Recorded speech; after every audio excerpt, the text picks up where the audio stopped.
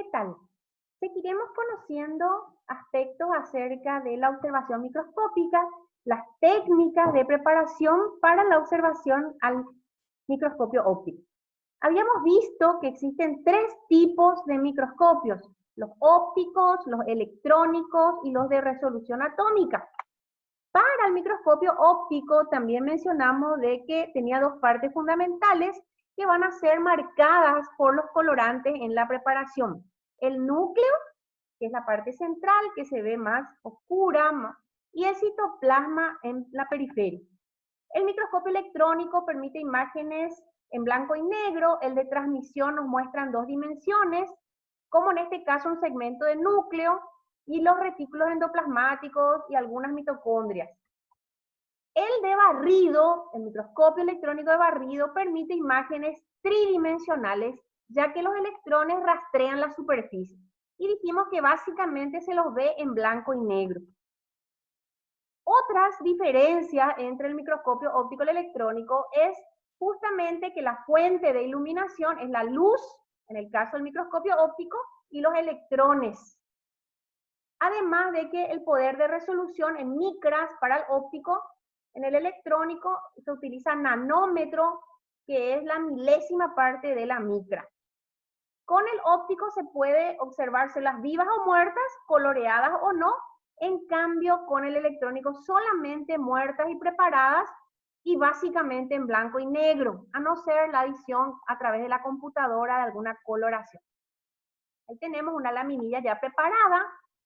Esta sería una imagen al microscopio, ¿verdad? Con un aumento, ¿verdad? De bajo aumento. Ahí vemos zonas oscuras y zonas más rosadas. Y hablaremos de los pasos importantes de la técnica clásica, estándar, o algunos también la llaman la técnica de la hematoxilina eosina. Esto se debe, ¿verdad?, a que el colorante más utilizado va a ser este. Son 5 pasos fundamentales: la fijación, la inclusión, el corte, la coloración y el montaje.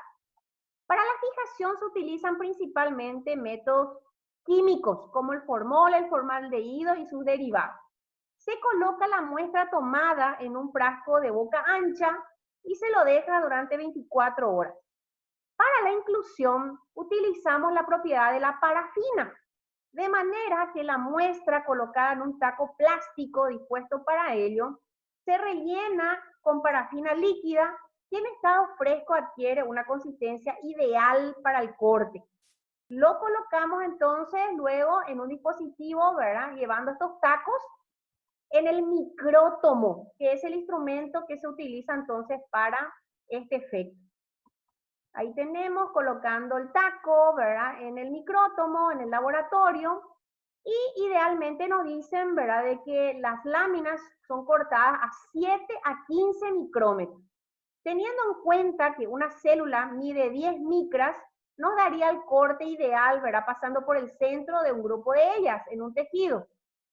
Ahí vemos lo delicada de estas laminitas. Se lleva agua temperada. Se utilizan las láminas centrales, ¿verdad?, las más representativas en el corte, además de hacer 3 laminitas por vez, ¿verdad?, siendo tan delicado el proceso en caso de que haya algún error en el preparado. Esta lámina, ¿verdad?, se lleva luego a la estufa, ya que el colorante que vamos a utilizar es atraído más bien por las proteínas de la célula, y la parafina tiene que ser eliminada. No tiñe grasas ni hidratos de carbono. Ahí vemos luego, ya una vez eliminada la parafina, llevamos entonces a los menajes para la coloración. Ahí vemos un menaje con la hematoxilina, que es de color azul. Es un colorante básico que es atraído al núcleo. Es decir, cada vez que vemos lila, oscuro, azulado, es el núcleo. Y la eosina, que pinta principalmente el citoplasma, es un colorante ácido que va a la zona básica de la célula. Y los menajes. Existen también colorantes especiales como el PAS para los hidratos de carbono, Sudán para grasa, fluorescentes para marcar el citoesqueleto, argénticas en algunos tejidos como el nervioso para las prolongaciones de las neuronas. Acá, por ejemplo, tenemos una lámina donde nos muestra el tejido adiposo, Pero ahí vemos cómo nos sale, ¿verdad? Al sacar la parafina deja los huecos en la parte central de la célula. En cambio acá vemos, ¿verdad? Esta fotografía de Atlas que fue teñido con Sudam, que es el utilizado entonces para las grasas. En este corte de hematoxilina eosina vemos unos huecos de las células que almacenan hidratos de carbono, moco. En cambio acá vemos cómo ya con PAS las flechas nos señalan tanto la zona de acumulación como los bordes, verán dónde está la cubierta de hidratos de carbono teñido entonces con el colorante PAS. Una neurona con técnica argéntica y en esta lámina, ¿verdad? Utilizando un microscopio de luz polarizada, se utilizó colorantes fluorescentes que nos marca ahí, ¿verdad? La queratina del citoesqueleto. El último paso es el montaje, utilizando un vidrio especialmente preparado, ¿verdad? Translúcido y aceite especial en los bordes, sellamos el preparado, de manera que extemporáneamente podemos disponer esta laminilla hasta que se rompa, ¿verdad? Por eso es que tenemos siempre otras laminillas preparadas también. Ahí vemos en una imagen ya al microscopio, ¿verdad? Cómo se ven los núcleos más azules y el citoplasma más rosado. Esto a rastreo, ¿verdad? Alejando la imagen, podemos ver cómo con esta preparación el microscopio nos permite distinguir los tejidos.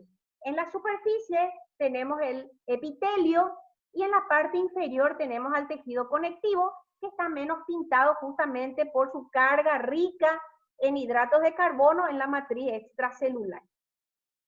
También podemos notar algunas partículas que serían artefactos. Los artefactos son defectos en la preparación.